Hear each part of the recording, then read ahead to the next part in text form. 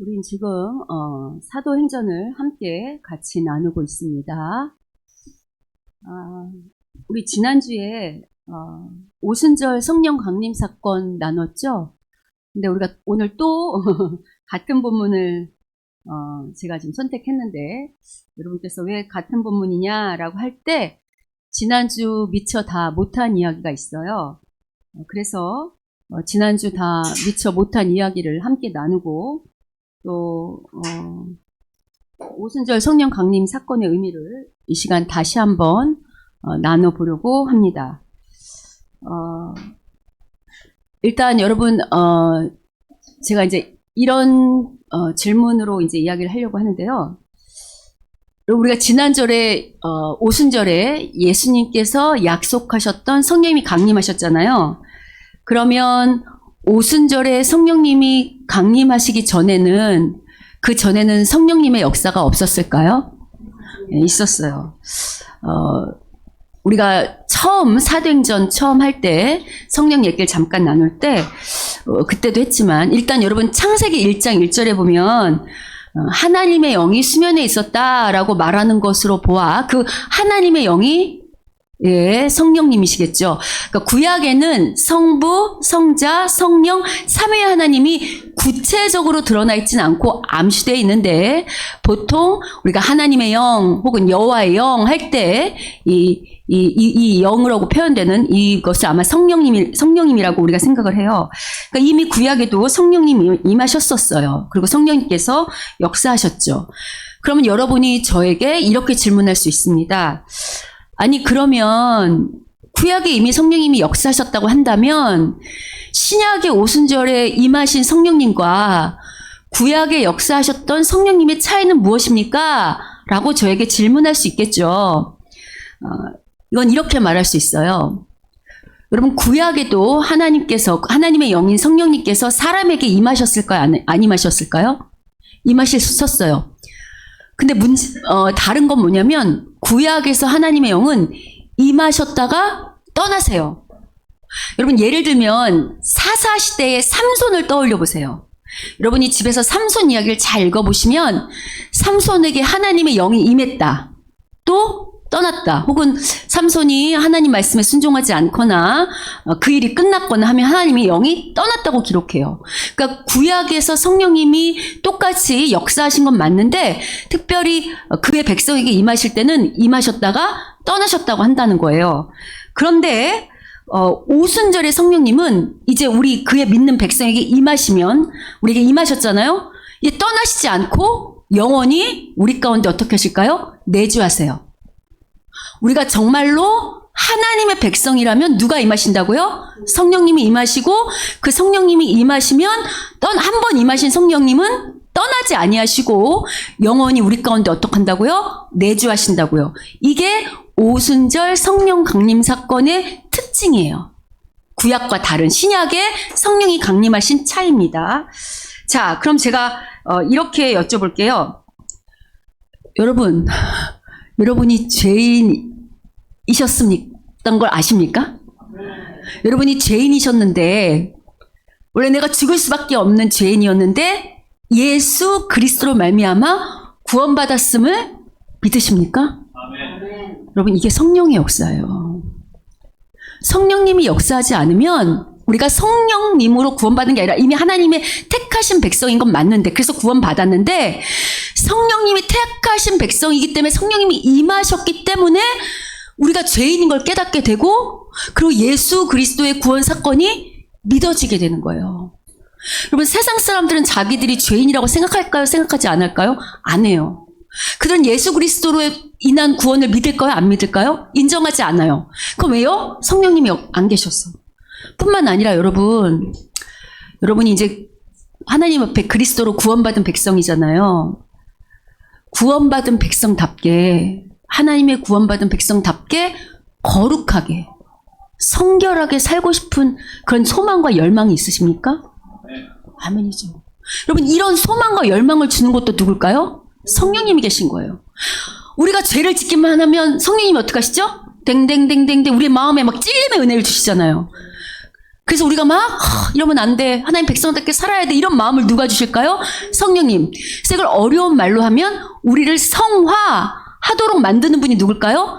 성령님. 그게 우리 안에 누가 계시다는 증거죠? 성령님이 계시다는 증거예요. 그래서 여러분, 이렇게 성령님으로 인해 자기 죄를 깨닫고 내가 그리스도로 구원받았음을 믿고 뿐만 아니라 구원받은 백성답게 거룩하게 살고 싶은 그런 소망이 있는 사람들을 뭐라고 부르냐면 오늘날 신약시대 그런 사람을 뭐라고 부를까요? 교회라고 부르는 거예요. 성도, 다른 말로 교회. 우리 한 사람 한 사람이 교회고 그런 사람들이 모인 공동체가 무슨 공동체일까요? 교회 공동체예요. 그래서 여러분, 오순절 성령 강림 사건이 없었다면 교회는 있을까요? 없을까요? 없는 거예요. 그래서 제가 지난주에 오순절 성령 강림 사건은 이제 예수님으로 인해 새롭게 시작된 하나님의 백성, 새로운 백성이 탄생한 것을 온 세상에 공포하는 거다. 교회의 새 시대가 열리는 거다라고 할 때 그 의미가 이런 의미인 거죠. 만약에 성령님이 안 계셨다면 오늘날 교회 공동체는 있을 수가 없어요. 그래서 오순절 성령 강림 사건이 교회 공동체의 탄생이다. 새로운 교회 시대를 여는 거다라고 말하는 겁니다. 무엇보다 제가 왜 또 지난주 얘기를 다시 하려고 하냐면 제가 우리 성도님들한테 가끔 종종 미안한 게 뭐냐면 저는 어떤 생각을 하고 있냐면요. 여러분이 그냥 원리만 알아도 돼요. 제가 이렇게 적용하는 얘기만 알아도 되는데 저는 그런 성도를 만들기보다 목사가 없어도 혼자 성경을 읽고 이 성경이 무슨 말이구나라고 해석하고 그 안에서 본문의 의미를 찾아낼 수 있는 성도들이 됐으면 좋겠거든요. 그러다 보니 이 본문에 대한 이 해석을 할 때 이 본문을 이야기하는 게 어찌 보면 공부하는 것처럼 들릴 수가 있어요. 그래서 지난주에 우리 성도님들이 오순절을 제가 막 구약이랑 연결해서 얘기할 때 조금 어려우셨다고 하시더라고요. 그래도 여러분, 어려워도 해야 돼요. 어려우면 어떻게 하면 되냐면 반복하면 돼요. 여러분, 수학 문제 처음에 잘 안 풀리는데 반복해서 풀면 풀리잖아요. 그래서 제가 지난주 얘기를 조금 다시 반복해서 하려고 합니다. 그러면서 지난주 못한 얘기를 하려고 하는데 여러분, 이제 지난주 기억을 잘 떠오르시면 지난주에 못 들으신 분은 지난주 유튜브를 꼭 들으셔야 돼요. 왜냐면 저희 설교가 계속 시리즈로 연결돼 있어서 그걸 이렇게 빼먹고 들으면 잘 연결이 안 돼요. 지난주에 우리가 이 오순절 성령 사건 이야기하면서 특별히 이 당시에 이 사도행전 2장 이 사건에서 120명이 성령을 받았을 때의 가장 큰 기적은 뭐라고 했냐면 바로 언어의 기적이다. 특별히 외국어의 기적이다 라고 했던 거 기억하세요? 특별히 이 외국어의 기적이라고 할 때 이 배경이 어떻게 되냐면 여러분, 유대인들은 꼭 지켜야 하는 구약에서 내가 유대 백성이다, 하나님의 선택받은 백성이다 라고 하면 꼭 지켜야 되는 세절기가 있다고 그랬어요. 기억하세요? 그게 뭐냐면 6월절, 칠칠절. 그러니까 칠칠절이 오순절이에요. 제가 이따 또 설명해 드릴 거지만, 그리고 장막절이라고 그랬어요.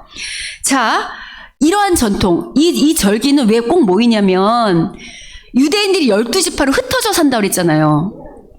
그래서 각자 레위를 이렇게 함께 하나님 말씀 듣고 지방자치제처럼 살다가 요 새 절기가 되면 다 어디로 모여야 된다 그랬어요? 예루살렘 성전으로. 그래서 다 같이 모여서 마치 우리가 설날이나 추석에 흩어졌던 우리의 가족들이 한 고향으로 모여서 꼭 우리 가족이 아니라 큰아버지, 작은아버지 뭐 이렇게 모든 가족이 모여서 함께 가족인 것을 확인하는 것처럼 12지파로 흩어졌던 유대인들도 이 새 절기만은 성전에 다 모여서 우리가 한 민족 공동체지, 하나님께 선택받은 한 민족 공동체지 하고 하면서 하나님께만 예배드리는 게 아니라 서로 같이 기쁨과 즐거움을 나누는 그런 절기로, 그러니까 예배하고 또 함께 이 사랑을 나누는 절기로 꼭 모였다고 했어요. 그리고 이러한 전통은 구약에만 지켰다고 했나요? 아니면 멸망한 이후에도 예수님 당시까지도 계속 지켜왔다고 했나요? 예, 계속 지켜왔어요. 특별히 물론 불경건한 유대인들은 이 절기를 잊었을지 모르지만 경건한 유대인들은 이 절기를 지켜요. 근데 문제는 구약의 이스라엘이 벌써 BC 586, 예수님 오시기 훨씬 전, 거의 600년 전에 멸망했다고 그랬잖아요. 그때 포로로 잡혀갈 뿐만 아니라 전 세계로 흩어졌다 그랬던 기억하세요? 그렇게 전 세계로 흩어진 유대인들을 뭐라고 부르냐면 디아스포라 이렇게 부른다고 그랬어요. 기억하시죠? 그러면 이 흩어진 디아스포라 유대인들 중에서도 오늘 본문의 5절에 나오는 경건한 유대인들은 이 절기가 되면 세계 각국에서 예루살렘으로 그 성전으로 예배를 드리기 위해 제사를 드리기 위해 이 절기를 지키기 위해 모여든다고 그랬어요. 근데 문제는 전국의 세계 방방곡곡 천하 각국에서 오는 이 유대인들이 벌써 몇 년 흘렀냐면 600년 정도가 흘렀으면 그러니까 메소포타미아에 살고, 그러니까 중동에 살고, 아프리카에 살고, 유럽에 살고, 오늘 본문에 보면 그런 데서 온 사람들이 예수님이 살던 예루살렘, 그 당시는 아람어였는데 그 말을 할 줄 알까요? 아니면 자기가 거기서 외국에서 나고 자란 그 외국어를 할까요? 그렇지. 외국어를 하고 온단 말이에요. 그럼 서로 언어가 똑같아요? 달라요?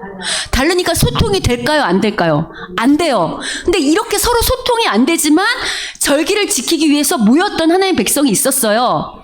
이때 오순절에 절기니까. 근데 이때 성령이 임했는데 이때 어떤 기적이 일어났냐면 120명 성도들이 외국어를 말하기 시작하는 거예요. 여기서 말하는 외국어 랄랄라 방언 아니라고 제가 지난주 말씀드렸어요. 랄랄라 방언은 고린도 전서에서 말하는 방언 따로 있다고 그랬어요. 그 방언 제가 무시하지 않는다고 했어요. 그러나 이 2장에서 나타나는 오순절 성령 강림에서 나타나는 방언은 랄랄라 방언이 아니고 외국어예요. 그러니까 특별히 어떤 외국어냐면 천하 각국에서 온 사람들이 알아들을 수 있는 외국어를 말하니까 다 알아듣게 된 거예요. 무슨 일을 말했냐고 할 때 오늘 본문 11절에 나오는 하나님의 큰일을 말했다고 그랬어요.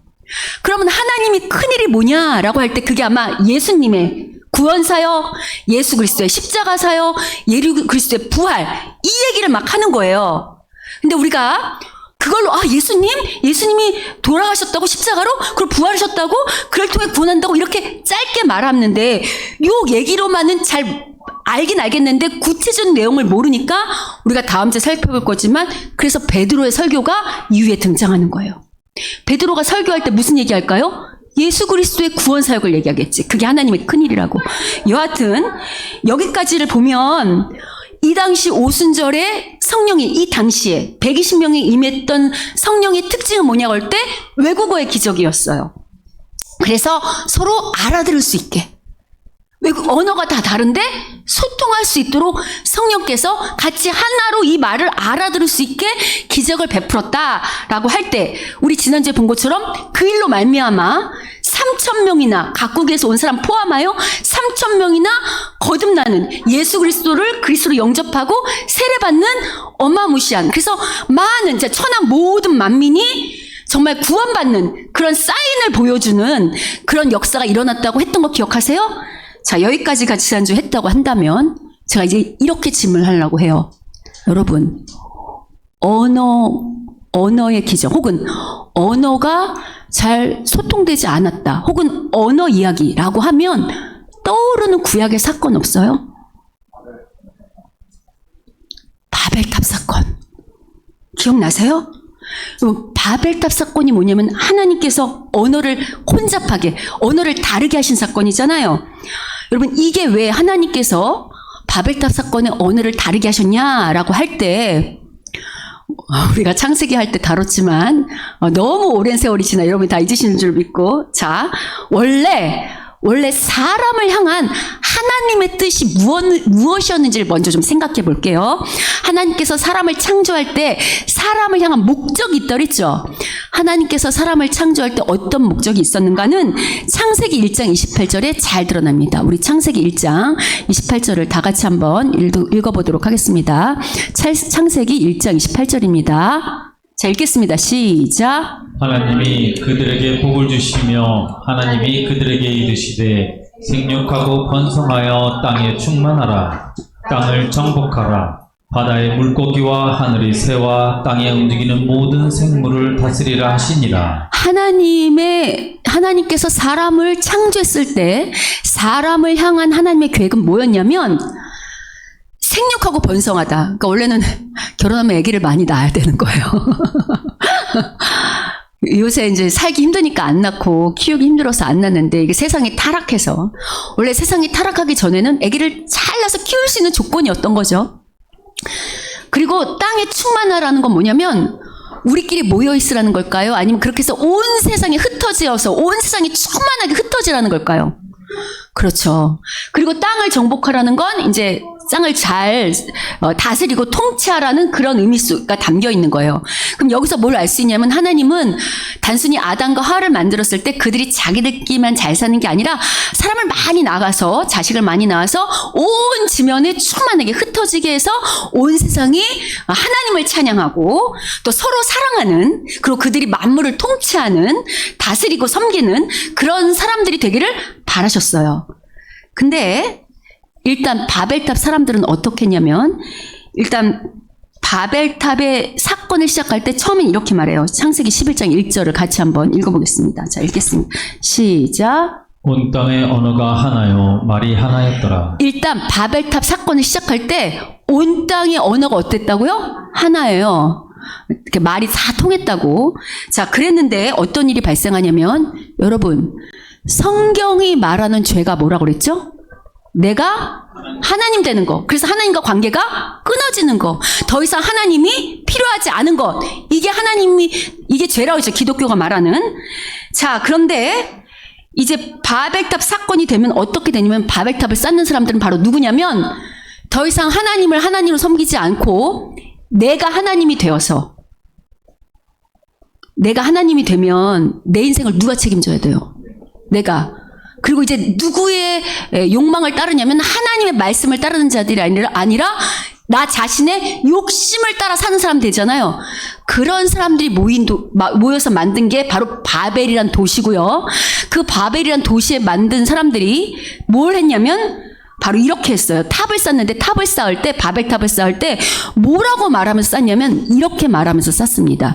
창세기 11장 4절입니다. 자, 읽어보겠습니다. 읽겠습니다. 시작. 또 말하되 자 성읍과 탑을 건설하여 그 탑 꼭대기를 하늘에 닿게 하여 우리 이름을 내고 온 지면에 흩어짐을 면하자 하였더니 더 이상 하나님이 주인이지 않은 사람인 이제 타락한 죄는 내가 하나님이 되어서 우리가 쌓는 내 욕심대로 쌓는 이 바벨탑을 어디까지 쌓채요? 그러니까 내가 하나님처럼 끊임없이 하나님이처럼 내 욕심의 끝을 향하여 할 수 있는 만큼 최대한 하나님처럼 우리가 한번 탑을 쌓보자 이렇게 말하는 거 보이세요? 뿐만 아니라 누구의 이름을 내요? 하나님 이름이 아니라 나 인간의 이름을 드러낼 뿐만 아니라 온 지면에 흩어짐을 어떻게 하자고 말해요? 흩어지지 말자요. 야, 여기 똘똘 뭉쳐서 여기 우리 이름 내고 우리의 도시를 쌓고 우리의 성을 쌓아서 우리가 하나님처럼 돼보자 라고 말하는 거 보이세요? 여러분, 아까 하나님은 사람을 만들 때 어떻게 그러죠? 온 세상에 흩어지지 말라고 그랬나요? 아니면 흩어지라고 그랬나요? 지금 하나님의 뜻과는 정반대의 길을 걷는 거 보이세요? 그러니까 하나님의 뜻과 정반대의 길을 걷는 이 바벨탑을 쌓는 사람들을 하나님께서 이렇게 위에다 보시다니 어떻게 심판하시냐면 이렇게 심판하십니다. 창세기 11장 7절부터 9절입니다. 같이 한번 읽겠습니다. 자, 읽어보겠습니다. 시작. 자 우리가 내려가서 거기서 그들의 언어를 혼잡하게 하여 그들이 서로 알아듣지 못하게 하자 하시고 여호와께서 거기서 그들을 온 지면에 흩으셨으므로 그들이 그 도시를 건설하기를 그쳤더라. 그러므로 그 이름을 바벨이라 하니 이는 여호와께서 거기서 온 땅의 언어를 혼잡하게 하셨습니다. 여호와께서 거기서 그들을 온 지면에 흩으셨더라. 아까 그 사람들은 우리가 탑을 쌓으면 하늘까지 닿을 수 있다고 쌓았는데 여러분 여기서 우리는 하나님이에요. 하나님은 인간이 아무리 높은 탑도 그걸 보시려면 어떻게 하셔야 돼요? 내려오셔야 돼. 우리는 하늘까지 닿았다고 우리가 하나님이 됐다고 했는데 하나님 보시기에는 내려와야 되는 수준일 뿐만 아니라 거기서 서로 알아듣지 못하게 언어를 만드시고 온 지면에 하나님부터 흩으신 거 보이세요? 그래서 언어를 혼잡게 했다라고 해서 그 이름이 바벨이에요. 이 바벨탑 사건이 없었다면 오늘날 우리 청년들이 힘들지 않았을 거예요. 오늘 우리 청년들 영어 공부하고 중국어 공부하느라 많이 고생하잖아요. 이 사건이 우리 언어를 다 흩었다고요. 여러분, 언어가 흩었다는 건 더 이상 누구랑 소통이 안 된다는 거예요. 사람끼리 소통이 안 된다는 거예요. 여러분, 이미 하나님과 관계가 끊어져서 바벨탑을 쌓았다는 것은 누구와도 소통이 안 된다는 걸까요? 사람뿐만 아니라 하나님과도 소통이 되지 않는, 하나님 관계가 끊어져서 소통이 되지 않는다는 것이고, 하나님을 떠나서 타락한 죄인들은 하나님을 떠나면 누구와도 소통이 되지 않는다는 걸 보여주는 거예요. 사람끼리도 소통이 되지 않는다는 것을 보여주는 거예요. 그런데 지금 오늘날, 오늘 본문에서 오순절에 성령이 임하심으로 성령으로 말미암아 우리가 하나님과 소통할 수 있는 새로운 백성이 될 뿐만 아니라, 아까 성령이 강림했을 때 언어가 같이 알아들을 수 있도록 언어의 기적이 일어나므로 언어가 달랐던 사람들이 하나님의 백성으로 거듭나니까, 한 백성이 되니까 서로 알아들을 수 있는 그런 역사를 성령께서 베푸시는 거 보이십니까? 아멘이죠. 이는 뭘 말하는가? 오순절 성령 강림 사건이 새로운 교회 시대를 선포한다고 할 때, 이제 이 교회는 끊어졌던 하나님과의 관계, 소통할 수 있도록 관계가 회복될 뿐만 아니라 사람과 사람끼리도 성령 안에서 그냥 소통이 아니라 누구 안에서, 성령님 안에서 서로 소통할 수 있는 관계가 되었다고 말하는 거, 그렇게 회복됐다고 지금 이게 우리에게 말하고 있는 겁니다. 이게 왜 이 새로운 교회 시대를 시작하는 성령의 강림 사건이 오순절에 임했느냐라는 것과도 일맥상통해요. 자, 일단 이때 성령이 임하면 하나님과 우리가 소통하게 되고 또 사람과 사람끼리도 소통하게 된다. 여기까지 잘 기억해 두셨죠? 그럼 이게 오순절하고도 어떻게, 구약의 오순절을 성취하는 사건하고도 어떻게 일맥상통하는지 지금부터 제가 잘 설명해 볼게요. 앞서서 오순절은 꼭 지켜야 되는 세절기 중에 77절인데 77절은 유월절로부터 7일씩 7주가 지난 49일이 지난 날, 그러면 6월절하고 49일이면 오순절, 그래서 지켜야 되는 절기라고 했어요. 이 오순절 때는 어떤 일이 있냐면 마치 6월절과 오순절 사이에 그 보리를 추수하기 때문에 오늘날 우리가 추수감사절 드리는 것처럼 추수감사절도 드렸지만 또 어떤 것을 기억하면서 이 오순절에 기념했냐면, 여러분, 구약의 이스라엘이 출애굽한 날이 언제냐면 6월절 기억나세요? 그리고 6월절에 출애굽한 백성이 하나님과 모세 손에 이끌려 시내산에 도착한다고 그랬죠. 그리고 시내산에 도착해서 마치 우리가 서로 이렇게 연애하는 연인들이 우리 결혼하자 하고 둘이 그냥 동거에 살아도 되는데 부부로 그렇게 안 하고 무슨 식 한다고 그랬어요? 결혼식 왜 해요? 우리 가족과 많은 사람들 앞에 우리 이제 부부 됐어요 라고 공포하려고 결혼식 하는 거잖아요. 아니, 결혼식 안 하고 둘이 그냥 동거하고 혼인신고만 해도 되잖아요. 근데 그렇게 시켜서 공포하는 거죠. 여러분, 이미 6월절 때 이미 이 이스라엘 백성은 하나님으로부터 구원받아서 하나님의 백성이 됐어요. 근데 하나님의 생각은 그냥 단순히 구원받은 끝내지 말고 온 이스라엘과, 마치 우리가 온 가족이 공포하는 것처럼 온 이스라엘과 온 세상에 하나님과 이스라엘이 하나님과 그의 백성이 되었음을 공포하고 싶으신 거예요. 그래서 언약식을 맺는 이야기가 19장에 나온다고 그랬어요. 여러분은 잘 모르시겠지만 출애굽기 19장을 읽으시면 언약식을 맺어요. 언약식을 맺을 때 그냥 언약식만 맺는 게 아니라 우리가 결혼식 할 때 그 성원 선언문 난도 혼인 서약하잖아요. 그것처럼 하나님도 이제 너가 내 백성이라면 이런 법을 따라야 돼라고 뭘 주신다 그랬죠? 율법이요. 근데 이렇게 언약식을 맺고 율법을 주신 날이 따져보면 오순절이라고 그랬어요. 6월절로부터 출애굽한 날부터 50일 정도 되는 날, 약 40일 지나서 50이 되는 날.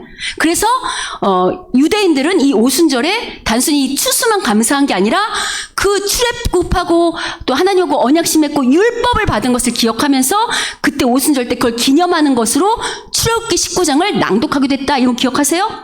그럼 여러분, 제가 지난주 말했지만 하나님께서 율법을 왜 주셨죠? 율법으로 구원받나요? 아니에요.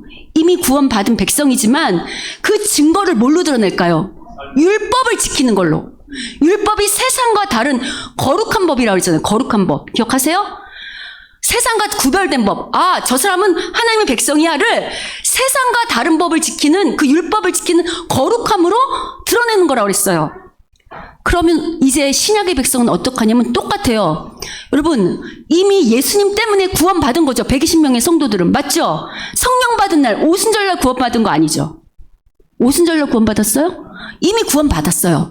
그런데 오순절날 성령 강림 사건으로 말미암아 마치 구약에서 오순절에 언약식을 맺은 것처럼 이제 우리가 하나님 성령이 임함으로 우리가 하나님의 백성이 되었다는 것을 모든 사람들에게 드러내게 되는 거죠. 아, 뿐만 아니라 구약에 출애굽한 백성은 율법을 받았다면 오순절에 이제 신약의 백성은 율법이 아니라 무슨 법을 받는다고요? 성령의 법을 받아요. 그래서 공통점은 뭐냐면 우리가 구원받았음을 어떻게 드러낼까요? 거룩함으로. 성령의 말씀에 순종하는 거룩한 삶을 삶으로 우리가 하나님의 백성이 된 새로운 교회가 된 것을 증거하잖아요. 맞죠? 그러면 율법과 성령을 받은 거의 차이는 뭘까요?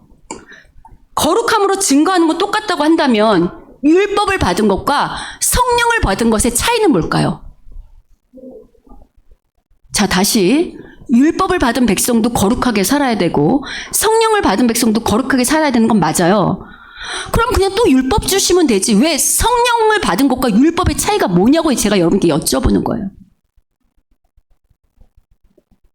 어렵지만 생각해 보세요. 여러분, 율법은 우리가 다 지킬 수 있을까요? 없을까요? 지킬 수가 없어요. 지키고 싶은데 사람이 다 지킬 수가 없으니까 율법의 기능은 뭐냐면 죄가 뭔지를 깨닫게 해줘요. 아, 이거 안 지키면 죄. 뿐만 아니라 앞서 말한 것처럼 지킬 수가 없으니까 우리한테 무슨 감을 줄까요? 정죄감을 줘요. 죄책감과 정죄감.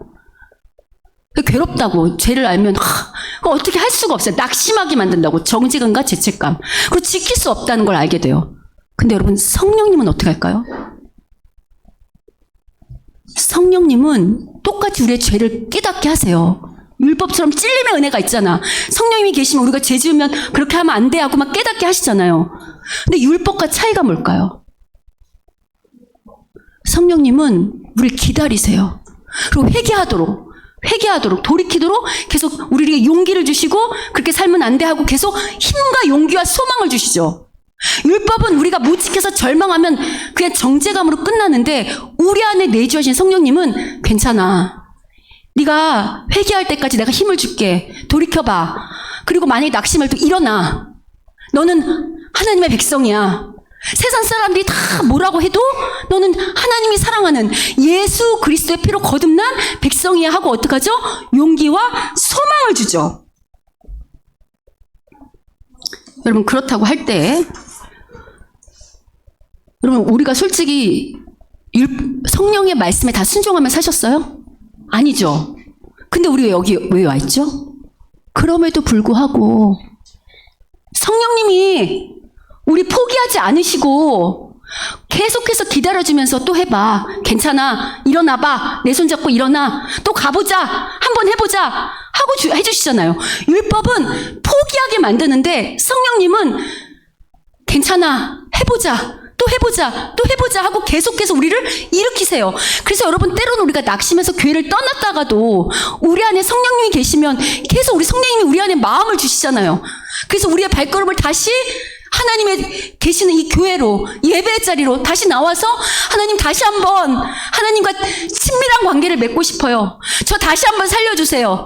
저 다시 한번 하나님의 거룩한 백성 되고 싶어요 하도록 치열업 용기 주시는 성령인 거 믿으십니까? 아멘이죠. 그래서 오늘 우리가 다 불완전하고 부족하지만 여기까지 온 거잖아요. 아울러 우리 다 바벨탑을 쌓던 것처럼 자기 욕심을 쌓던 사람들이에요. 근데 이제 하나님 안에서 하나님과 성령님으로 말미암아 교통할 뿐만 아니라 우리가 또 이제 사람과 사람 이렇게 교통하는 사람이 됐잖아요. 우리가 사람끼리도 소통할 수 있잖아요. 성령 안에서. 맞죠? 그래서 여러분, 앞서서 바벨탑 사건하고 이 성령의 사건이 뭐가 하나냐면 우리가 기독교의 특징이 변화라고 할 때 성령 받은 사람은요, 하나님과만 하나 될까요? 아니면 이제는 성령 안에서 하나 된 이 교회 공동체, 혹은 구원받은 우리 백성들, 우리 믿는 사람들과 하나 되려고 애쓸까요? 이게 가장 큰 특징이에요. 세상은 굳이 사람과 사람, 자기 가족 말고는 굳이 이웃과 하나 되려고 애쓰지 않아요. 그죠? 근데 성령 받은 우리들은 하나님과 소통할 뿐만 아니라 하나님의 백성으로 묶음받은, 그리스도로 거듭난 이 이웃, 우리 교회 공동체와 서로 하나 되려고 애써요. 이게 아까 바벨탑 사건이 하나 되려고 왜 쓰는 것처럼 성령 받으면 하나 된다고. 그래서 성령 받은 진짜 교회 공동체의 가장 큰 특징은 뭐냐면 바로 하나됨이에요. 하나됨. 기질과 은사와 성격과 성품과 모든 자라는 환경과 학벌과 수준과 다 달라도 우리가 어떻게 하려고 하냐면 그리스도 안에서 서로 사랑하고 하나 되려고 애쓰죠. 맞죠? 근데 참 안타까운 게 뭐냐면요. 그러면 이제 어느 공동체보다 하나 되어야 되는 공동체가 교회 공동체에서 우리가 하나님의 말씀을 아니까 특별히 왜 우리가 서로 하나가 되냐면 우리 안에 누가 계시다고요? 성령님이 계시면 지금 여러분 하나님이 우리를 바라보실 때 너무 사랑하시는 거잖아요. 맞죠? 그래서 죽기까지 사랑하신 거잖아요. 그럼 내 안에 성령님이 다른 사람을 바라볼 때도 어떤 마음이 들어야 될까요? 죽기까지 사랑하는 극렬한 마음, 사랑하는 마음, 이런 마음이 들잖아요. 그래서 우리가 하나가 될 수 있거든요. 근데 참 안타까운 것은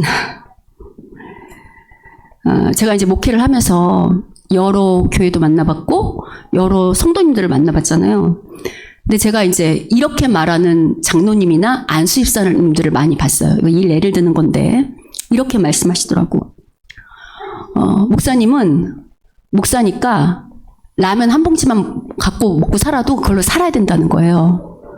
여러분 이 말이 맞을까요? 틀릴까요? 이 말은 여러분 이렇게 하면 맞아요. 목사가 교회가 어려울 때 이 공동체를 위해서 나는 라면 하나 갖고라도 이 공동체를 죽으면 죽으려 하는 마음으로 살겠다라는 마음은 그 장로가 목사한테 요구해서 되는 게 아니고 목사가 갖는 거예요. 그 장로는 어떤 마음이어야 될까요? 제가 그 장로님께 이렇게 말씀드렸거든요. 장로님, 하나님께서 왜 장로님을 교회 장로님으로 세우신 줄 아세요? 교회가 어렵고 힘들 때 목사 라면 먹지 말고 내가 라면 먹을 망정 우리 목사님은 따뜻한 밥 먹이고 우리 약한 성도들 어려운 성도들 있으면 내가 라면 먹을 망정 그 사람들은 내가 밥 먹이겠다라고 그렇게 섬기라고 장로님은 교회에 장로로 세우신 거예요 라고 말씀드렸어요. 마찬가지예요. 목사도 그런 마음으로 세운 거예요. 그럼 여러분 이런 마음은 목사와 장로만 가져야 될까요? 우리 모든 공동체가 가져야 돼요. 여러분 저는 사명제가 있는데 제가 큰딸이고 둘째가 여동생이고 막내가 남동생이에요. 근데 여러분 인생이 다 고단하잖아요. 우리 사명제가 다 고단한 인생을 산다고 할 때 어떻게 보면 우리 막내 남동생도 고생을 많이 했지만 제가 다 말하진 않지만 저도 제일 고단하고 정말 여자로서는 참 힘든 인생을 살았던 것 같아요. 근데 여러분 근데 제가 이렇게 힘든 인생을 살 때 어떤 생각을 했냐면 만약에 우리 사명제 중에 누군가 이 일을 겪어야 한다고 한다면 이게 내 동생이 아니고 내 여동생이 아니고 나라서 다행이다. 그런 생각을 했어요. 왜냐면 너무 사는 게 고통스러운데 내 여동생이 이 고통을 감수하는 것보다는 차라리 그게 나라서 낫다라고 생각했거든요. 여러분 이게 누구의 마음이냐면 부모의 마음이고 하나님의 마음이잖아요. 그렇다고 한다면 정말 우리 교회 공동체가 성령 받은 공동체라면 이 교회가 같이 세워질 때 여러분 교회가 세워질 때 늘 좋은 일만 있을까요? 아니면 힘들고 어려운 일들이 많을까요? 여러분 그럴 때 진짜 성령 받은 공동체라면 그 고통을 누구 한 사람만 지라고 떠넘길까요? 십자가는 너만 져라고 할까? 아니면 함께 지려고 애쓸까요? 그게 진짜 성령의 공동체예요. 여러분 저 잘 몰랐잖아요. 저 안지 얼마 안 됐고 물론 10년 넘게 아시는 분들도 있지만 얼마 안 된 분들도 있죠. 근데 여러분 참 신기한 건 뭐냐면 여러분이 저한테 와서 상담을 하고 이야기를 하잖아요. 그럼 제 마음이 어떨까요? 특별히 여러분이 어려운 일을 겪는다고 말할 때 무너져요. 제가 여러분의 문제를 해결해 줄 수는 없어요. 경제적인 문제가 됐든 건강의 문제가 될 수는 해결할 수는 없지만 제가 뭐는 할까요? 그냥 할까요? 그게 제 마음이 아니에요. 피를 나는 우리 가족을 위해서도 그렇게 기도가 안 되지만 우리 성도라고 할 때 우리 성도가 어떤 일을 당한다고 한다면 제가 이 앞에서 말은 안 하지만 기도해야 하면 정말 마음이 무너지는 것 같고 하나님이 꼭 좀 살려줬으면 좋겠고 하나님이 꼭 좀 회복시켰으면 좋겠고 하나님이 꼭 좀 축복했으면 좋겠고 하나님이 꼭 좀 이들을 행복하게 했으면 좋겠다는 마음이 이 안에서 샘솟아요. 여러분 이건 목사만 그런 마음을 가지게 될까요? 아니잖아요. 제가 정말 신실한 성도님들, 정말 성령으로 거듭난 성도들을 보면 오래 얘기 안 해도 오랜 만남을 갖지 않았음에도 불구하고 마음이 통하는 걸 느끼게 돼요. 같은 마음, 같은 생각으로 정말 하나님 나라와 영혼을 위해서 이야기하고 소통하는 게 느껴진다고요. 여러분 이런 공동체가 진짜 성령의 역사하는 공동체예요. 이런 공동체는 여러분 교회가 아무리 하나님 잘 믿어도 위기가 올 때가 있을까요? 없을까요? 있어요. 어쩌면 위기가 올 때 그때 하나님이 우리를 흔들어 보는 걸지 몰라요. 이들이 정말 성령으로 거듭난 한 공동체인지 아닌지 이들이 정말 하나님을 아버지로 모시고 한 마음으로 한 뜻으로 이 나라를 세우기 위해 힘쓰는 자들인지 아닌지를 흔들어 보시기 위해 위기를 주실 수도 있어요. 근데 여러분 오늘날 많은 교회들이 안타깝게도 이런 영적인 것에 관심이 없고요. 이런 성령 충만함에 관심이 없고요. 다 자기의 개인 신앙, 자기의 바벨탑을 쌓는 데 관심이 있으면서 마치 성도인 것처럼 마치 교회 직분자인 것처럼 마치 성령 받은 것처럼 있는 사람들이 많다고요. 전 요새 우리 청년들을 위해서 열심히 기도하고 있거든요. 우리 청년들이 성령 안에서 하나 되길 기도하고 있어요. 그게 서로 기질이나 모양이나 뭐 성격 이걸 맞추라는 게 아니고 성령 안에서 각각의 다르지만 하나님을 모시는 청년들끼리 끈끈한 우정과 사랑과 교통함을 나눔으로 서로가 서로를 세워주는 공동체가 되기를 소원하는 마음으로 열심히 제가 기도하고 있어요. 여러분 기도해 주세요. 이 청년들이 우리 교회뿐만 아니라 하나님 나라의 미래잖아요. 이들이 한 마음이 돼야 한 뜻이 돼야 이 교회 공동체가 세워질 거 아닙니까? 여러분 그게 사람의 힘으로 안 돼요. 여러분 한 형제도 서로 친밀해질 수 있던가요? 아니에요. 형제도 성격 따르면 안 보는 형제 많아요. 근데 전혀 남남인 사람들이 함께 모여 한 마음을 품고 서로 사랑하고 한 뜻을 가진다는 게 쉬울까요? 이건 성령의 역사가 없으면 불가능해요. 여러분 정말 성령 받으면 가정이 어떻게 변해야 될까요? 아까 제가 기독교 성도의 가장 큰 특징이 변화라고 할 때 정말 부부가 성령을 받았다. 그럼 그 부부가 어떻게 될까요? 연합하게 되겠지. 서로 소통하며 서로 짐을 어떻게 할까요? 네가 져 하고 불평불만하는 가정이 아니라 어떻게 할까요? 짐을 서로 져려고 서로 힘들 때 의지가 되려고 서로 세워주려고 애쓰는 가정이 되겠죠. 진짜 성령 충만한 부모와 자녀라면 어떻게 될까요?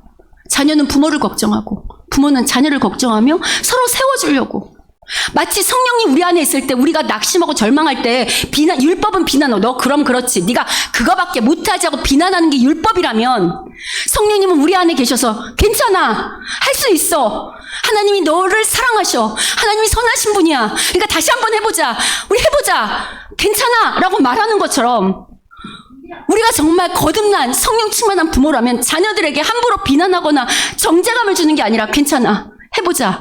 하나님이 함께 하시면 할 수 있어. 우리 하나님의 뜻을 구하면서 한번 우리 인생을 아름답게 만들어보자 라고 치얼업 하겠죠. 여러분의 가정은 어떤 모습이세요? 여러분의 부부관계는 어떠세요? 여러분의 부모와 자녀 관계는 어떠세요? 그럼 우리 교회 공동체는 어떤 모습인가요? 여러분 저는 정말 많이 부족한 목사인 것을 날마다 깨달아요. 저는 여전히 목사지만 여전히 내 안에 세속적인 욕심이 있는 날도 많고 또 여전히 믿음이 없다고 생각되는 날도 많아요. 그래서 제가 할 수 있는 건 성령님의 도우심을 구하는 것 말고는 할 수 없어요. 제가 여기 목사로 서 있지만 여러분을 조종할 수가 없어요. 아무리 좋은 뜻을 여러분의 이렇게 말씀으로 전달할 수 있고 복음을 전할 수는 있지만 그 복음의 그 들은 말씀을 가지고 역사하는 건 어느 분이실까요? 성령님밖에 없어요. 그래서 여러분, 우리가 우리 힘으로 안 되잖아요. 그래서 우리가 뭘 할까요? 기도하는 거예요. 성령님께 도와달라고. 우리 알잖아. 나도 내 힘으로 내 믿음, 내 욕심이 안 벗어져서 나도 하나님만 바라보는 게 안 돼서 힘든데 다른 사람을 어떻게 조종하겠어요? 그러니까 이래서 우리가 어떻게 하는 거죠? 기도하는 거예요. 성령님 도와달라고. 여러분, 이런 간절한 기도가 날마다 여러분 가운데 있습니까? 하나님 좀 도와달라고. 성령님 우리 아이들을, 우리 청년들을, 우리 교회 공동체를, 하나님 죽어가는 영혼들을, 우리 가정을 좀 살려달라고. 우리가 정말 하나님 안에서 거듭난 백성답게 복된 인생을 사는 그런 사람들, 그런 가정들, 그런 교회 공동체가 되고 싶다고 여러분 열심히 기도하고 있냐고 제가 여쭤보는 거예요. 여러분 하나님과 친밀한 관계를 맺고 싶으세요? 그럼 기도하셔야 돼요. 기도할 때 성령님께서 우리에게 말씀하실 거예요. 여러 가지를. 용기도 주시고 소망도 주시고 힘도 주시고 그 힘과 주시는 용기와 힘과 사랑으로 또 다른 사람 우리가 세울 수 있어요. 여러분 오늘은 우리가 마지막 주 같이 기도하는 날이에요. 저는 우리 성도들이 간절하게 성령님께 나만을 위한 게 아니라 아까 말했잖아요. 내 안에 성령이 계시면 나를 사랑하시는 그 죽기까지 사랑했던 성령님이 나만 사랑하시는 게 아니라 그렇게 나를 사랑하시는 성령이 내 안에 있다면 내가 바라보는 바로 저 영혼, 내 형제, 자매, 이 앞에 옆에 있는 이 형제도 똑같이 사랑하는 마음을 주신다고 그랬잖아요. 그럼 그런 마음으로 정말 우리 간절히 기도했으면 좋겠어요. 그래서 저는 우리 교회가 성령의 역사를 경험하는 공동체가 됐으면 좋겠어요. 우리가 이렇게 하나님 앞에 간절히 구했더니 성령님께서 우리에게 이렇게 말씀하시고 이렇게 응답하셨음을 경험해야 그래야 신앙생활이 재밌죠. 교회는 다니는데 아무 역사도 일어나지 않는다. 교회는 다니는데 아무것도 들리고 보이고 만져지는 게 없다. 그럼 얼마나 낙담되겠어요. 여러분 우리 정말 오늘 기도할 때 전심으로 구해보자고요. 우리 교회를 위해서, 우리 아이들을 위해서, 우리 청년들을 위해서, 또 이 교회에 예비된 와야 할 영혼들을 놓고, 또 우리가 기도 제목 여기 다 적어놨거든요. 우리 각 형제 자매의 어려운 문제들이 이 안에 있어요. 그 문제가 마치 내 문제인 것처럼 성령님께 간절히 구할 때 아마도 하나님께서 가장 좋은 것으로 우리 모두에게 덧입히실 줄 믿습니다. 아멘, 아멘. 바라기는 여러분 우리 교회 화요 목요일 저녁 기도회도 있어요. 마음에 감동 있으면 오세요.